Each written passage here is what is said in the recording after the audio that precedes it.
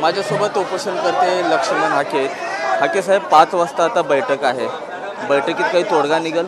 शिष्टमंडळाची बैठक तोडगा फक्त कायद्याचं संरक्षण करायचं आहे सरकारनं. आम्हाला काही कुठली ॲडजस्टमेंट सेटलमेंट असलं काही नाही आहे आमचं, किंवा आम्ही नव्यानं काहीतरी मागतोय असं पण नाही. आमचं जे आहे ते फक्त आम्हाला त्याची हमी द्यायची. याच्यापेक्षा तोडगा निघायचा विषय काय?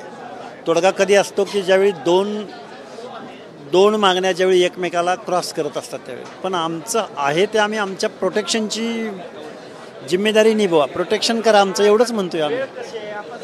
जरांगे पाटील सतत म्हणतायत हे शासनाचं पुरस्कृत असलेलं हे आंदोलन आहे. कसं असतं शासन पुरस्कृत? हे जनता तुम्ही पाहताय, सगळी मीडिया दाखवते.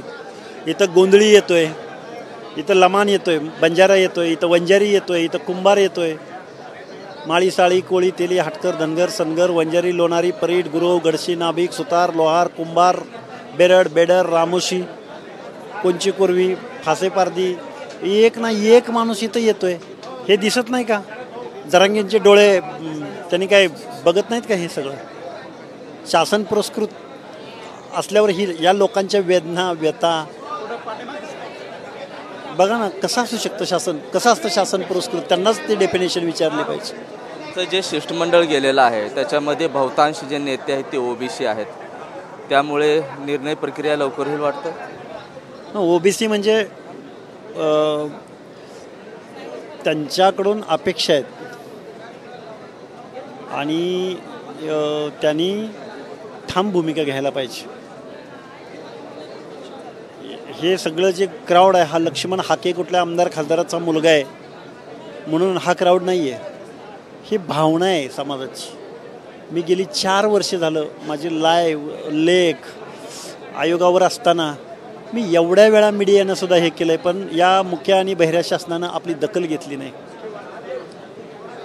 साहेब, बिहारमध्ये 62% आरक्षण गेलं, ते काल पटना हायकोर्टानं रद्द केलं. चंद्रशेखर बावळकुळेंनी म्हटलं की 50%च्या वरचं आरक्षण जे आहे ते टिकत नाही. मग महाराष्ट्रात 62% आरक्षण होतं, हे कसं टिकणार?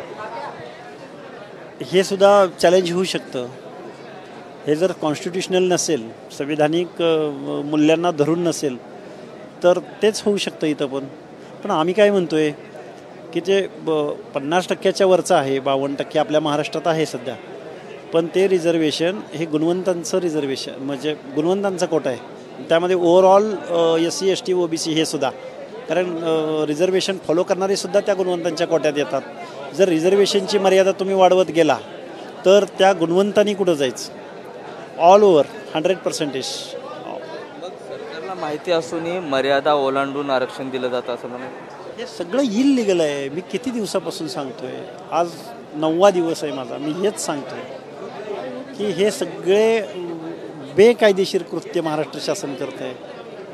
महाराष्ट्र शासनाचे कोण आहेत लॉयल सल्लागार म्हणजे कायदेशीर सल्लागार? तुम्ही निवडणुका डोळ्यासमोर ठेवून कशासाठी कायद्याची मोडतोड करताय, संविधानाची मोडतोड करताय? केंद्रातल्या सरकारला तुम्ही म्हणताय की हे संविधान बदलायला निघाले, तुम्ही काय करताय? आम्हाला हे नको आहे तुमच्याकडून. आम्हाला हे आमचा बहुसंख्य लोकांचा फेस आम्हाला हवा आहे. यांना न्याय पाहिजे. 6 ते 7% लोकांकडे 90% प्रॉपर्टी आहे आणि 90पेक्षा जास्त टक्के लोकांकडं 5-6% प्रॉपर्टी आहे. हा भारत आहे. कॅमेरा पर्सन आप्पासाहेब मोहरकरसह मी महेंद्र कुमार मुधोळकर, TV9 मराठी, वडीगोद्री, जालना.